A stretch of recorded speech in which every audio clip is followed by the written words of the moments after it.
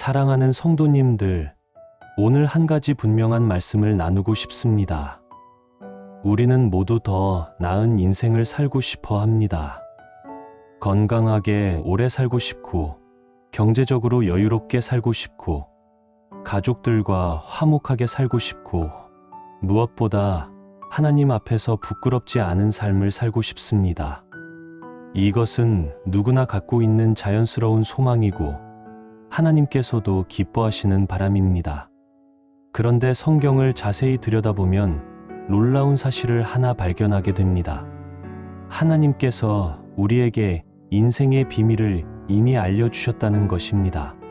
그것도 아주 구체적으로 붙잡기만 하면 인생이 달라지는 말씀들을 미리 기록해 두셨다는 것입니다.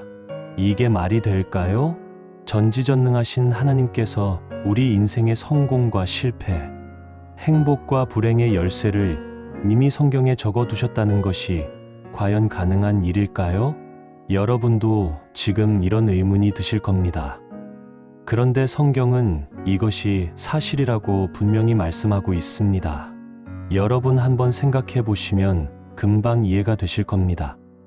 내비게이션 없이 처음 가는 길을 운전해 보신 적 있으시죠?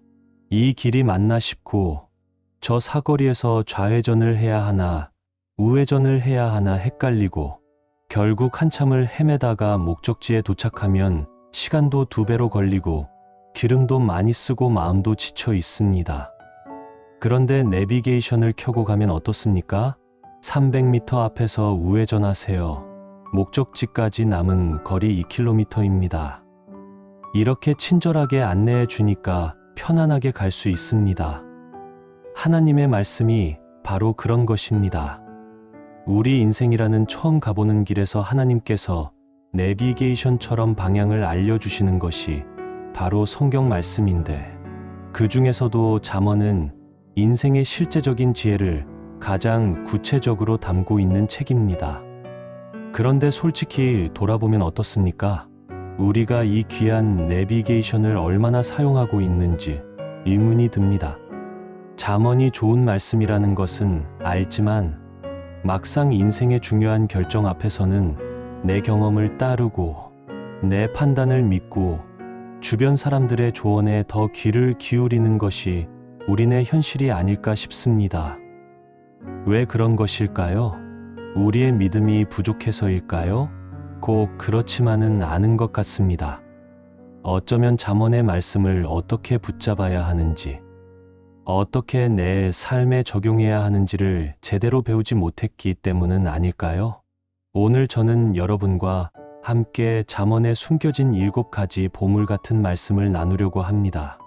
이 말씀들은 솔로몬이 하나님께 받은 지혜의 정수가 담긴 구절들로 붙잡기만 하면 정말로 인생이 달라지는 약속의 말씀들입니다. 먼저 잠언 3장 5절부터 6절 말씀을 함께 읽어보시겠습니다. 너는 마음을 다하여 여호와를 신뢰하고 내 명철을 의지하지 말라. 너는 범사의 그를 인정하라. 그리하면 내 길을 지도하시리라. 이 짧은 말씀 안에 인생을 바꾸는 핵심 원리가 담겨 있습니다. 오늘 제가 나눌 7가지 말씀의 첫 번째가 바로 이 구절입니다. 첫째는 신뢰의 말씀입니다. 둘째는 계획의 말씀입니다. 셋째는 마음 지킴의 말씀입니다. 넷째는 인도하심의 말씀입니다. 다섯째는 피난처의 말씀입니다. 여섯째는 하나님의 뜻에 관한 말씀입니다. 일곱째는 물질과 축복의 말씀입니다. 이 7가지 말씀을 마음에 품고 살아갈 수 있다. 여러분의 인생에 분명한 변화가 일어날 것이라고 믿습니다. 그런데 한 가지 꼭 말씀드리고 싶은 것이 있습니다. 중반쯤에 많은 분들이 놓치기 쉬운 부분을 짚어드리려고 하는데요. 잠언의 지혜를 잘못 적용하면 오히려 해가 될 수 있는 함정이 있습니다. 이 부분을 그냥 지나치시면 오늘 말씀의 은혜가 반감될 수 있으니 사랑하는 성도님들, 부디 끝까지 함께해 주시면 감사하겠습니다. 자, 그러면 지금부터 이 7가지 말씀이 왜 우리 인생을 바꾸는지, 그리고 어떻게 붙잡아야 하는지 하나씩 살펴보도록 하겠습니다. 먼저 첫 번째입니다. 첫 번째 말씀은 신뢰의 말씀입니다. 잠언 3장 5절부터 6절입니다. 너는 마음을 다하여 여호와를 신뢰하고 내 명철을 의지하지 말라. 너는 범사의 그를 인정하라. 그리하면 내 길을 지도하시리라. 여러분, 혹시 이런 경험 있으십니까? 중요한 결정을 앞두고 밤새 고민한 적 있으시죠? 이 사업을 해야 할까 말아야 할까? 이 집을 사야 할까 말아야 할까? 이 수술을 받아야 할까 말아야 할까? 이런 결정들 앞에서 우리는 정보를 모으고 계산을 하고 주변 사람들에게 조언을 구합니다. 그것 자체는 나쁜 것이 아닙니다. 하나님께서 우리에게 이성을 주셨으니까요. 그런데 문제는 그 다음입니다. 모든 정보를 모으고 나서도 결정이 안 될 때가 있습니다. 이쪽을 선택하면 이런 장점이 있고 저쪽을 선택하면 저런 장점이 있어서 도무지 어느 쪽이 옳은지 판단이 서지 않는 경우가 있습니다. 그럴 때 우리는 어떻게 합니까? 솔직히 말씀드리면 많은 경우 우리는 결국 내 느낌대로 결정합니다. 내 경험상 이게 맞을 것 같다. 내 직감이 이쪽이라고 말한다. 이렇게 내 명철을 의지해서 결정을 내립니다. 그런데 잠언은 그러지 말라고 분명히 말씀하고 있습니다. 내 명철을 의지하지 말라. 왜 내 명철을 의지하면 안 될까요? 그것은 우리의 명철에는 한계가 있기 때문입니다. 우리는 미래를 볼 수 없습니다. 오늘 내가 내린 결정이 10년 후에 어떤 결과를 가져올지 알 수 없습니다. 우리는 모든 상황을 파악할 수 없습니다. 내가 보고 있는 것은 전체 그림의 일부분에 불과합니다. 그런데 하나님은 어떠십니까? 하나님은 처음과 끝을 보십니다.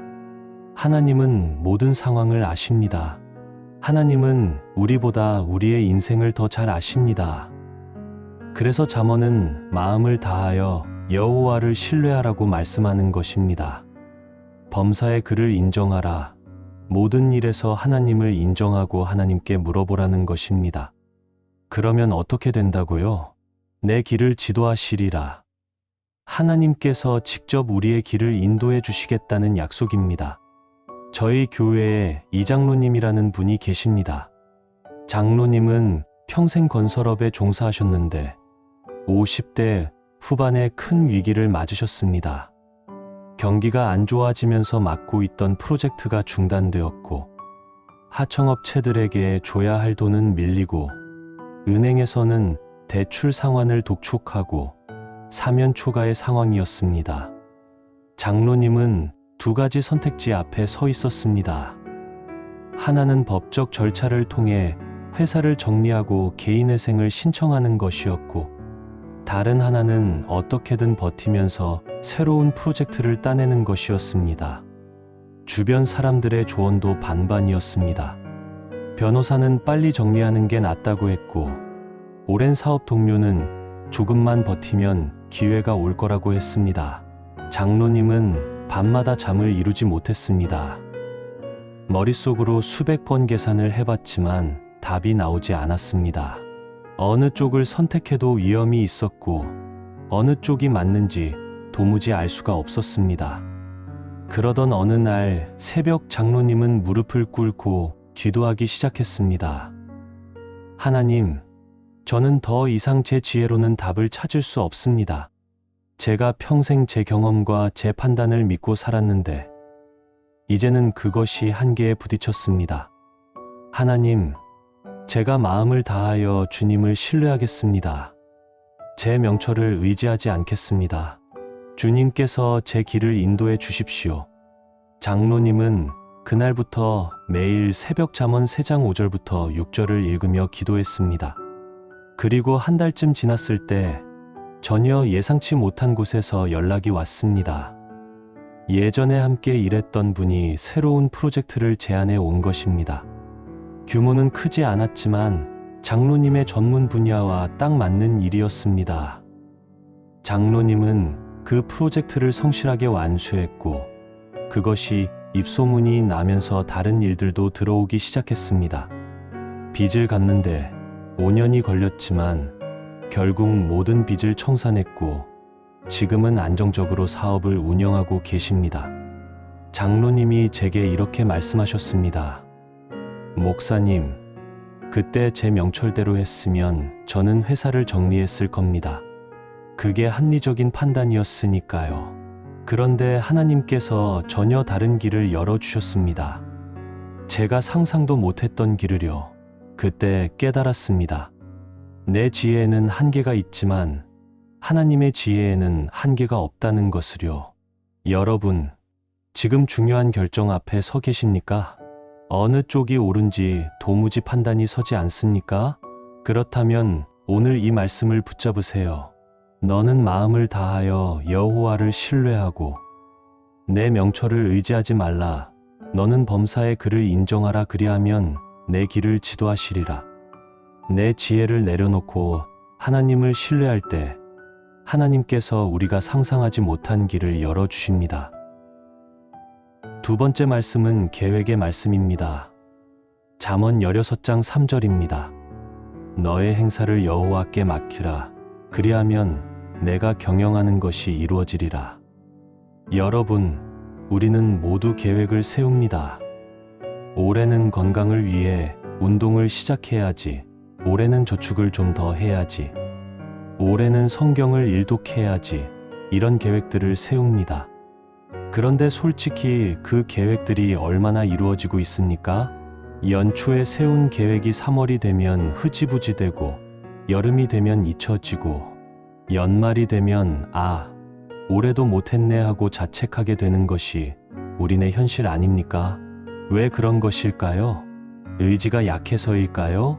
꼭 그렇지만은 않은 것 같습니다. 잠언 16장 3절은 계획이 이루어지는 비결을 알려줍니다. 너의 행사를 여호와께 맡기라.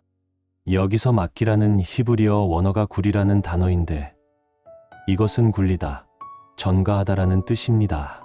무거운 짐을 굴려서 다른 곳에 옮기듯이 우리의 계획을 하나님께 굴려 맡기라는 것입니다. 이것이 무슨 의미일까요? 단순히 기도만 하고 가만히 있으라는 뜻이 아닙니다. 내가 계획을 세우되 그 계획의 주권을 하나님께 드리라는 것입니다. 내 뜻대로 되게 해달라고 조르는 것이 아니라 하나님의 뜻 안에서 이 계획이 이루어지게 해달라고 맡기는 것입니다. 저희 교회에 박 권사님이라는 분이 계십니다. 권사님은 60대 중반에 큰 꿈이 하나 있었습니다. 손주들에게 좋은 신앙의 유산을 남기고 싶다는 것이었습니다. 그래서 손주들을 위한 성경 이야기책을 직접 쓰고 싶었습니다.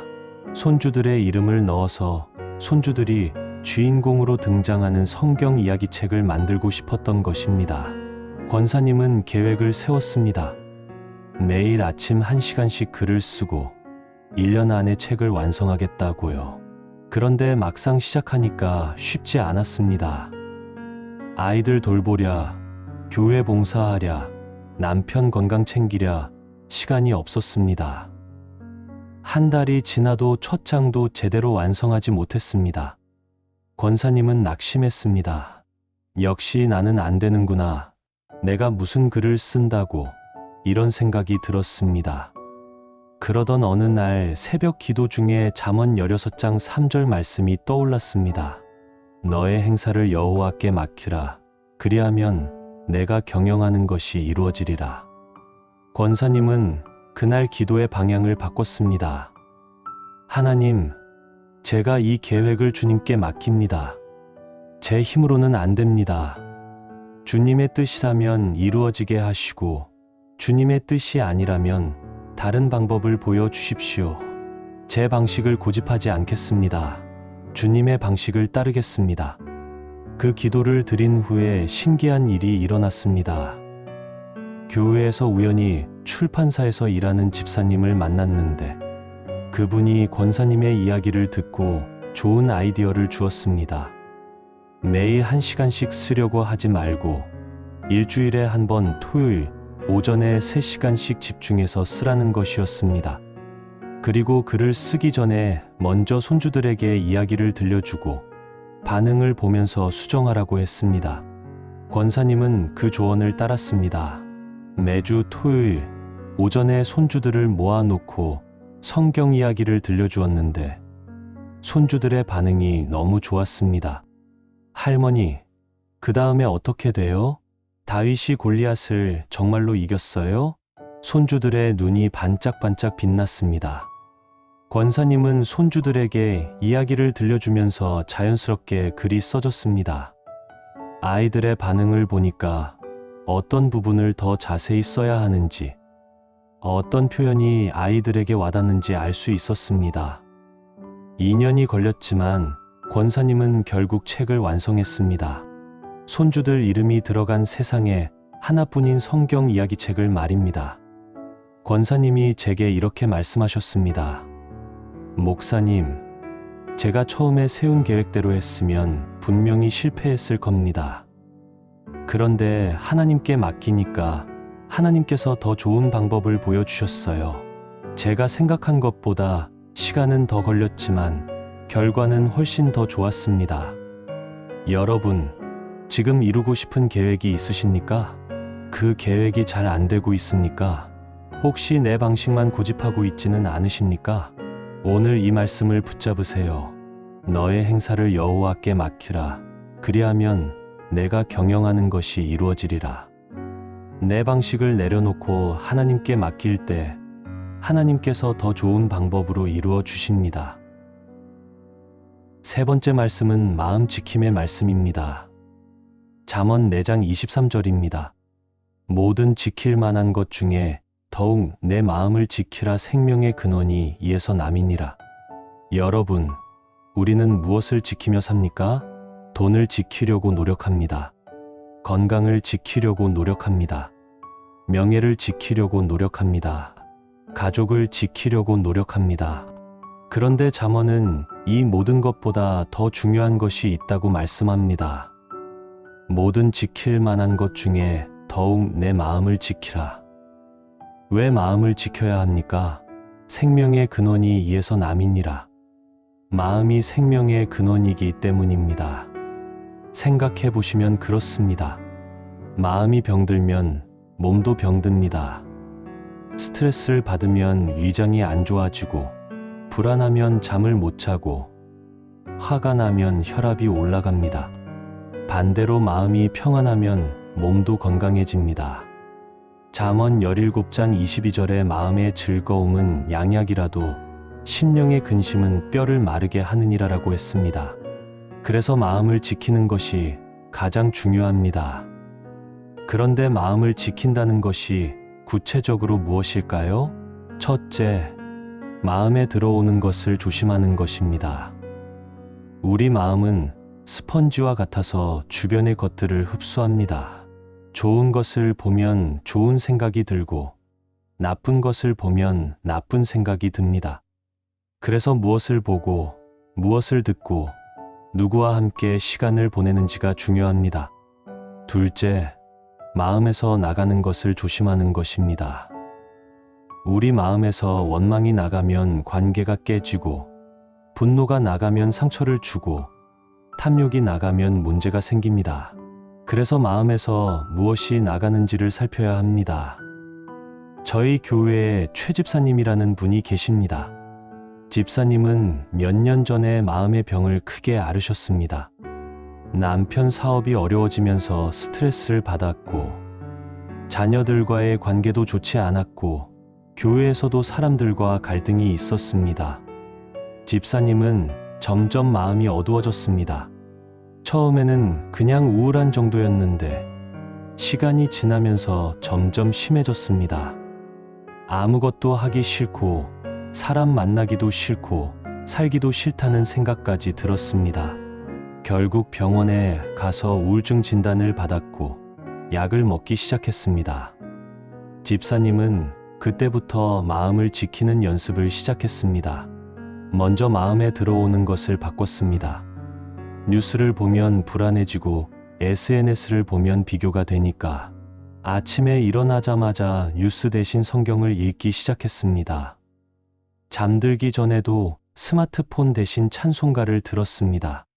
그리고 마음에서 나가는 것도 바꿨습니다. 원망이 올라올 때마다 감사로 바꾸려고 노력했습니다. 남편이 밤늦게 들어오면 왜 이렇게 늦어요라고 원망하는 대신 오늘도 수고했어요라고 말했습니다. 처음에는 입술로만 하는 것 같았지만 계속하다 보니 마음도 따라왔습니다. 6개월쯤 지나니까 집사님의 마음이 변하기 시작했습니다. 전에는 아침에 눈을 뜨면 또 하루가 시작됐구나 하고 한숨이 나왔는데 이제는 오늘도 하나님께서 주신 날이구나 하는 감사가 올라왔습니다. 1년 후에는 약도 끊을 수 있었습니다. 집사님이 제게 이렇게 말씀하셨습니다. 목사님, 저는 그때 마음을 지키지 못해서 병이 났습니다. 나쁜 것들을 마음에 계속 담아두고 원망과 불평만 쏟아냈으니까요. 그런데 마음을 지키기 시작하니까 인생이 달라졌습니다. 상황은 크게 달라지지 않았는데 마음이 달라지니까 세상이 달라 보였습니다. 여러분, 지금 마음이 힘드십니까? 원망과 불평이 가득하십니까? 불안과 걱정에 시달리고 계십니까? 오늘 이 말씀을 붙잡으세요. 모든 지킬 만한 것 중에 더욱 내 마음을 지키라 생명의 근원이 이에서 남이니라. 마음을 지키면 인생이 달라집니다. 사랑하는 성도님들, 지금부터 중요한 경고를 드립니다. 이 부분을 놓치면 안 됩니다. 많은 신앙인들이 빠지는 함정입니다. 귀 기울여 들으십시오. 잠언의 지혜를 잘못 적용하면 오히려 해가 될 수 있습니다. 어떤 함정일까요? 첫째, 잠언의 말씀을 마법의 주문처럼 사용하는 것입니다. 이 구절을 외우면 무조건 성공한다. 이 말씀을 100번 읽으면 소원이 이루어진다. 이런 식으로 생각하면 안 됩니다. 잠언의 말씀은 마법의 주문이 아니라 삶의 원리입니다. 그 원리에 따라 살 때 결과가 따라오는 것이지 말씀을 외운다고 자동으로 이루어지는 것이 아닙니다. 성경에 보면 발람이라는 선지자가 나옵니다. 발람은 하나님의 말씀을 알았습니다. 입으로는 좋은 말씀을 선포했습니다. 그런데 마음은 돈을 향해 있었습니다. 결국 발람은 이스라엘 백성을 넘어뜨리려는 음모에 가담했다가 비참한 최후를 맞았습니다. 말씀을 아는 것과 말씀대로 사는 것은 다릅니다. 잠언의 지혜를 안다고 해서 자동으로 지혜로운 사람이 되는 것이 아닙니다. 그 지혜를 삶에서 실천할 때 비로소 우리의 것이 됩니다. 둘째, 잠언의 말씀을 남을 정죄하는 도구로 사용하는 것입니다. 저 사람은 마음을 지키지 않아서 저런 거야. 저 사람은 하나님을 신뢰하지 않아서 실패한 거야. 이런 식으로 남을 판단하면 안 됩니다. 욥의 친구들을 기억하십니까? 욥이 고난을 당했을 때 친구들이 찾아와서 말했습니다. 내가 죄를 지었으니까 이런 일을 당하는 거야. 회개하면 회복될 거야. 친구들의 말은 일리가 있어 보였습니다. 잠언에도 의인에게는 복이 오고 악인에게는 화가 온다는 말씀이 있으니까요. 그런데 하나님께서는 욥의 친구들에게 진노하셨습니다. 욥기 42장 7절에 내 분노가 너와 내 두 친구에게 임하나니 이는 너희가 나를 가리켜 말한 것이 내 종 욥의 말같이 옳지 못함이니라라고 하셨습니다. 잠언의 말씀은 일반적인 원리이지 모든 상황에 기계적으로 적용되는 법칙이 아닙니다. 때로는 의인도 고난을 당하고 때로는 악인도 형통합니다. 우리가 이해하지 못하는 하나님의 섭리가 있습니다. 그래서 잠언의 말씀으로 남을 판단하거나 정죄해서는 안 됩니다. 사랑하는 성도님들, 정죄하려는 말이 아닙니다. 여러분을 지키기 위한 말씀입니다. 잠언의 지혜를 바르게 적용하면 인생이 달라지지만 잘못 적용하면 오히려 해가 될 수 있습니다. 말씀을 마법의 주문이 아니라 삶의 원리로 받아들이시고 남을 판단하는 도구가 아니라 나를 성찰하는 거울로 사용하시기 바랍니다. 하나님의 뜻 안에는 여유가 있습니다. 은혜가 있습니다. 우리가 실수해도 부족해도 하나님은 다시 일으켜 세워주십니다. 이제 네 번째 말씀으로 넘어가겠습니다. 네 번째 말씀은 인도하심의 말씀입니다. 잠언 16장 9절입니다.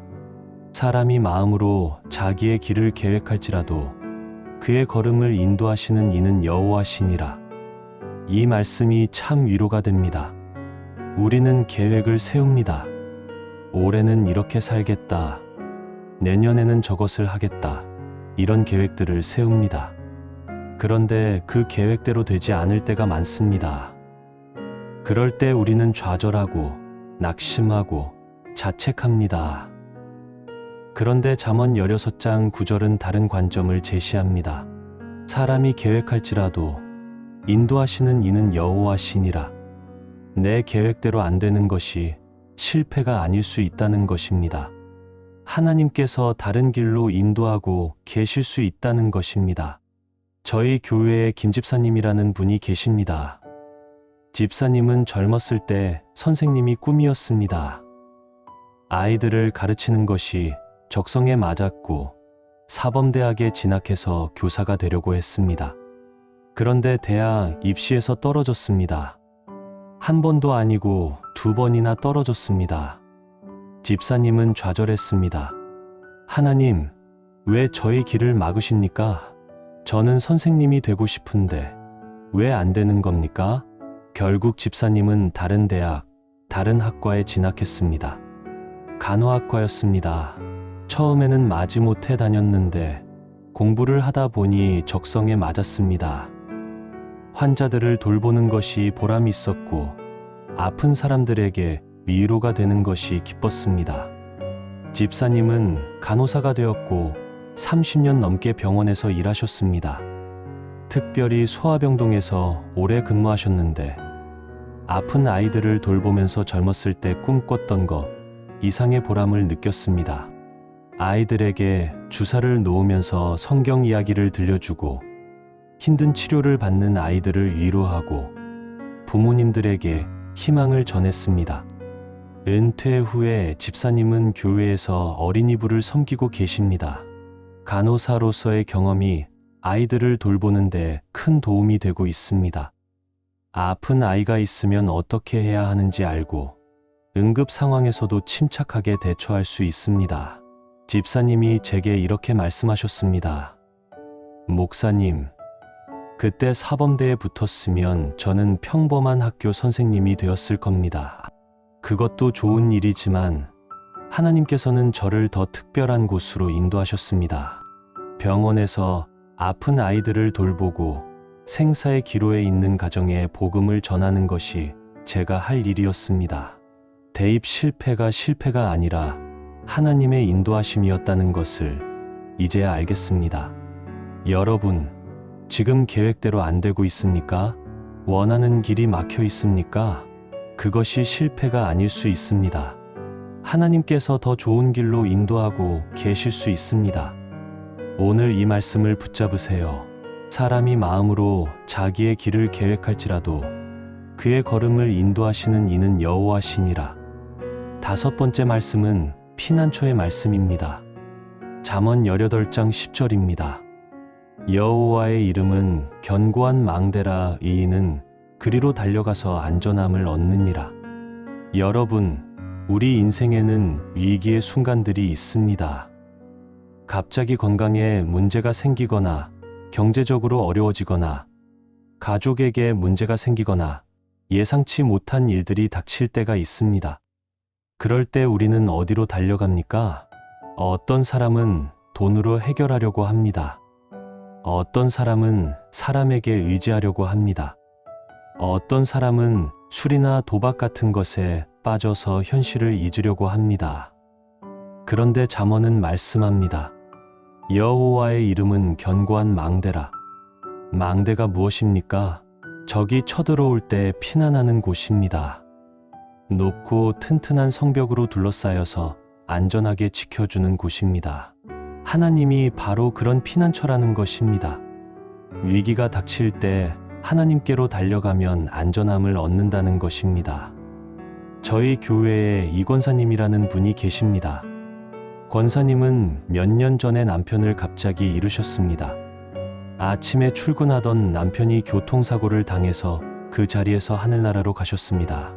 아무런 예고도 없이, 인사도 없이 남편이 떠났습니다. 권사님은 무너졌습니다. 30년을 함께 산 남편이었습니다.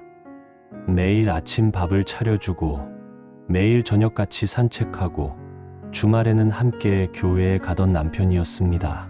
그 남편이 하루아침에 없어졌습니다. 권사님은 장례를 치르고 집에 돌아왔는데 텅 빈 집이 너무 무서웠습니다.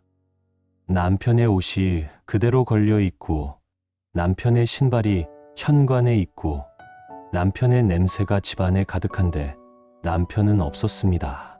권사님은 밤마다 울었습니다. 하나님, 왜 이러십니까? 왜 남편을 데려가셨습니까? 저보고 어떻게 살라고요?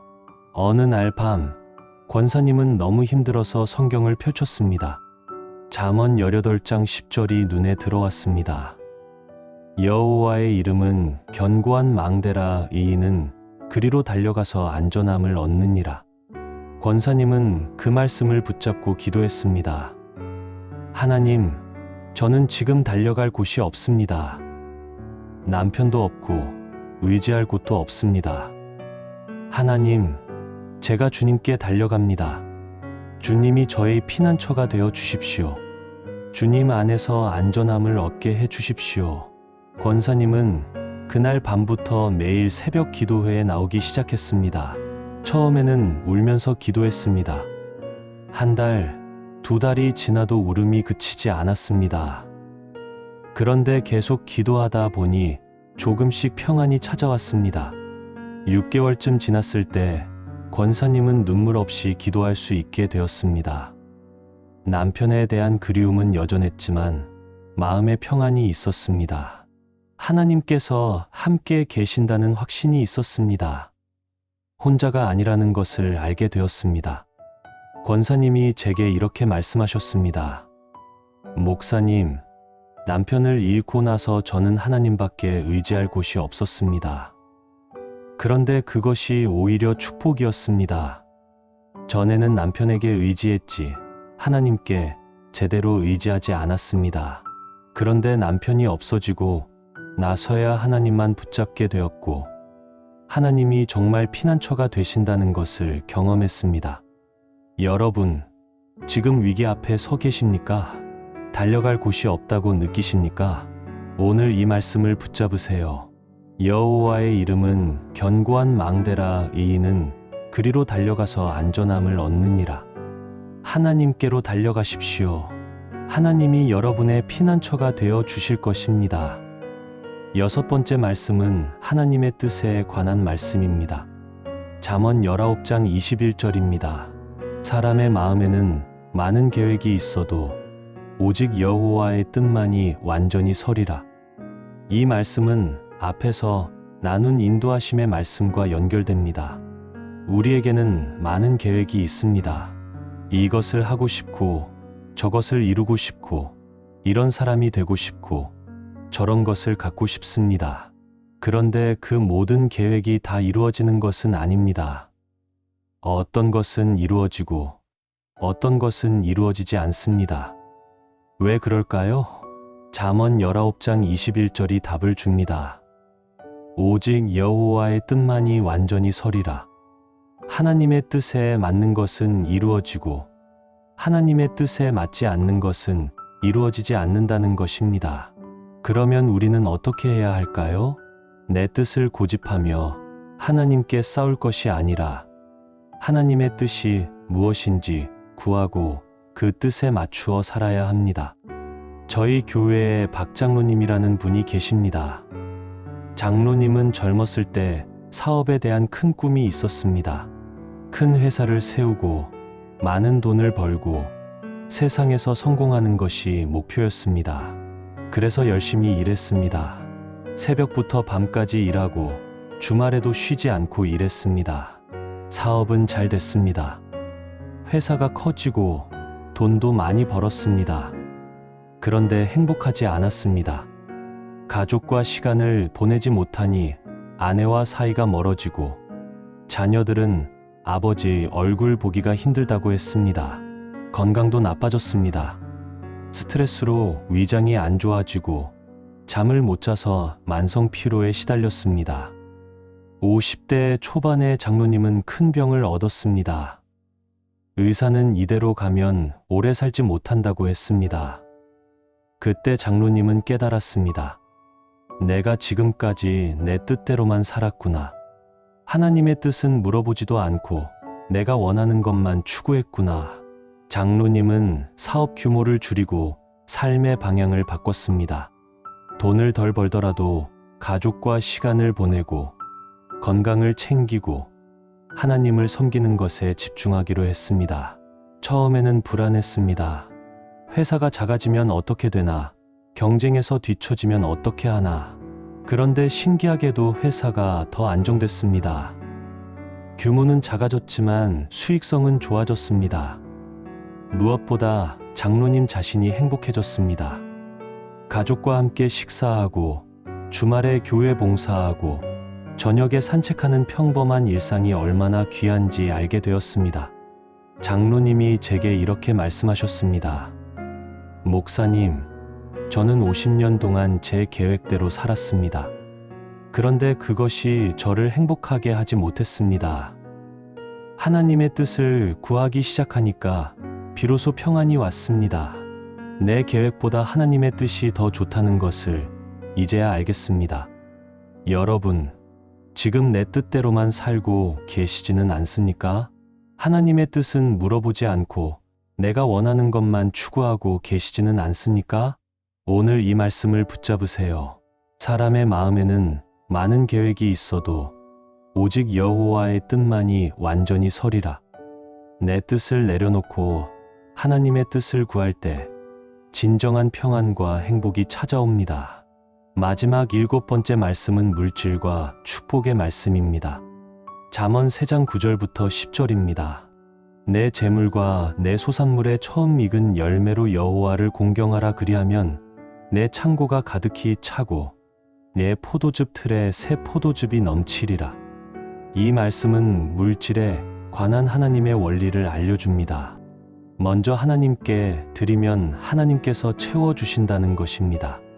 우리는 보통 반대로 생각합니다. 넉넉해지면 하나님께 드리겠다. 여유가 생기면 헌금하겠다. 이렇게 생각합니다. 그런데 잠언은 먼저 드리라고 말씀합니다. 내 재물의 처음 익은 열매로 여호와를 공경하라. 남는 것을 드리는 것이 아니라 처음 것을 드리라는 것입니다. 이것은 믿음의 문제입니다. 하나님께서 채워주실 것을 믿기 때문에 먼저 드리는 것입니다. 내가 먼저 확인하고 나서 드리는 것이 아니라 믿음으로 먼저 드리는 것입니다. 저희 교회에 정집사님이라는 분이 계십니다. 집사님은 경제적으로 넉넉하지 않았습니다. 남편이 건강이 안 좋아서 일을 많이 못했고 집사님 혼자서 가정 경제를 책임져야 했습니다. 월급날이 되면 항상 빠듯했습니다. 월세 내고 공과금 내고 식비 쓰고 나면 남는 게 없었습니다. 집사님은 11조를 드리고 싶었지만 여유가 없었습니다. 이번 달은 좀 어렵고 다음 달에 드려야지. 이렇게 미루다 보니 몇 년이 지났습니다. 어느 날 새벽 기도 중에 잠언 3장 9절부터 10절 말씀이 마음에 와닿았습니다. 내 재물의 처음 익은 열매로 여호와를 공경하라. 그리하면 내 창고가 가득히 차고 집사님은 결심했습니다. 이번 달부터는 월급 받으면 제일 먼저 11조를 떼어 놓겠다고요. 남는 것을 드리는 게 아니라 처음 것을 드리겠다고요. 솔직히 무서웠습니다.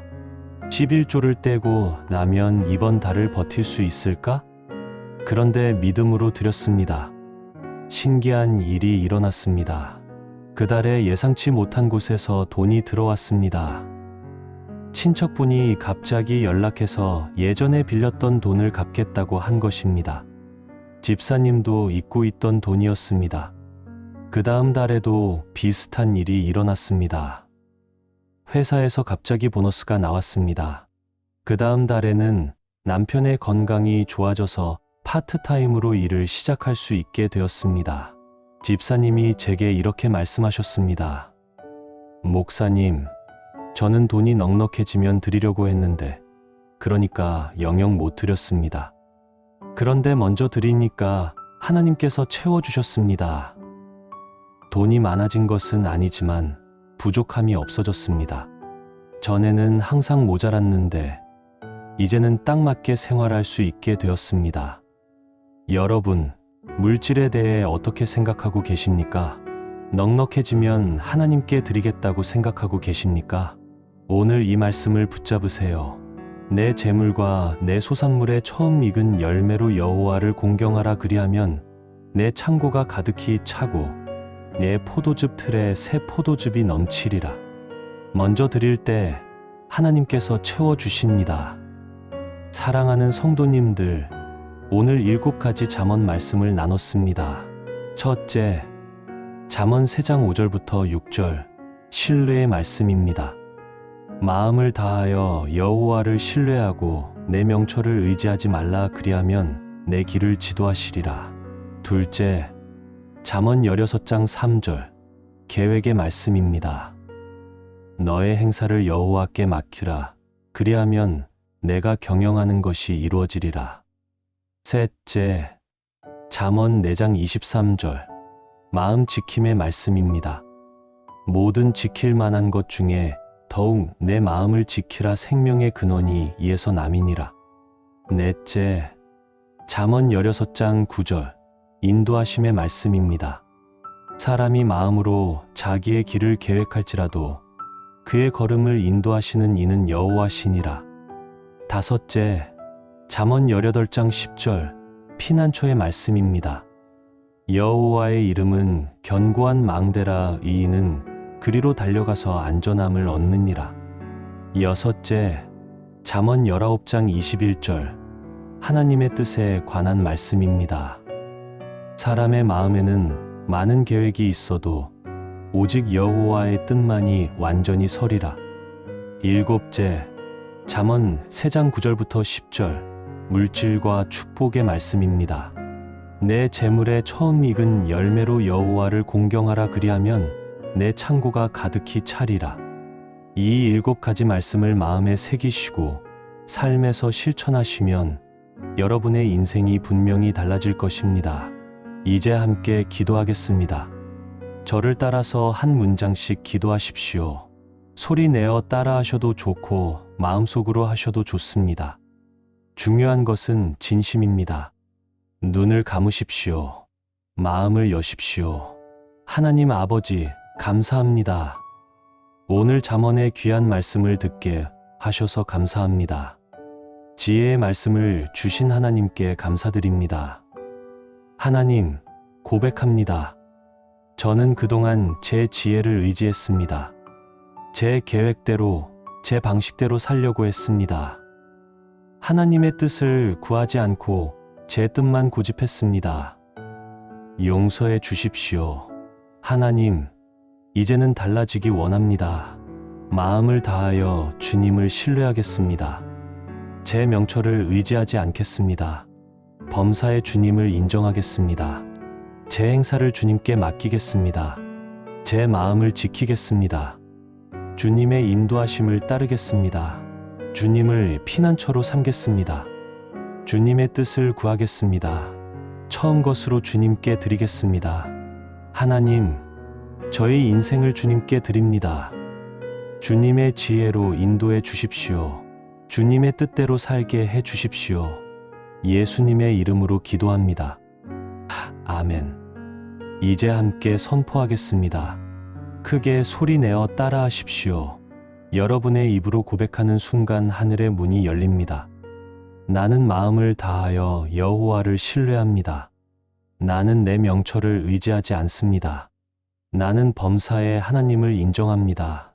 나는 내 행사를 하나님께 맡깁니다. 나는 내 마음을 지킵니다. 나는 하나님의 인도하심을 따릅니다. 나는 하나님을 나의 피난처로 삼습니다.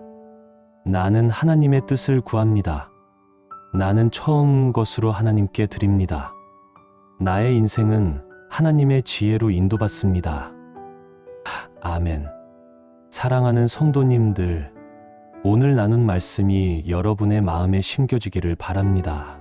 이 7가지 말씀을 매일 묵상하시고 삶에서 실천하시면 정말로 인생이 달라지실 것입니다. 오늘 말씀이 은혜가 되셨다면 아래 댓글로 아멘 남겨주시고요. 주변에 이 말씀이 필요하신 분들에게 공유해 주시면 감사하겠습니다. 여호와께서 여러분에게 복을 주시고 여러분을 지키시기를 원합니다. 여호와께서 그의 얼굴을 여러분에게 비추사 은혜 베푸시기를 원합니다. 여호와께서 그 얼굴을 여러분에게로 향하여 드사 평강 주시기를 원합니다. 잠언의 지혜가 여러분의 삶을 인도하시기를 축원합니다. 하나님의 은혜와 평강이 여러분과 여러분의 가정에 충만하시기를 예수님의 이름으로 축복합니다. 아멘.